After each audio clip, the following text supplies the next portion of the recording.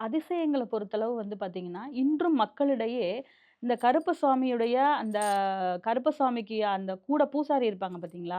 இவங்க வந்து குறி சொல்றதா ஐதீகம் இன்னும் இருக்கு.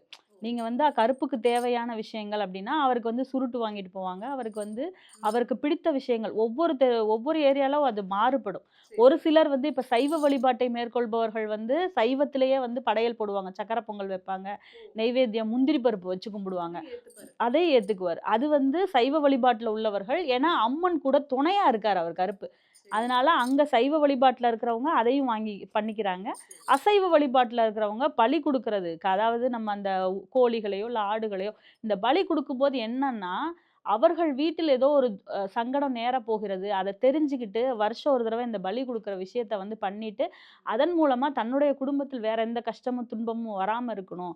அதே ம். மாதிரி நெறைய இடங்கள்ல இது பழக்கவழக்கமா வச்சிருக்காங்க. இருக்கு. அப்ப இவர் வந்து என்ன அதிசயம் பண்றாரு அப்டின்னா, நீங்க போய் என்ன கேட்கிறீங்களோ, அதை தரக்கூடிய தெய்வமா நம்புறாங்க.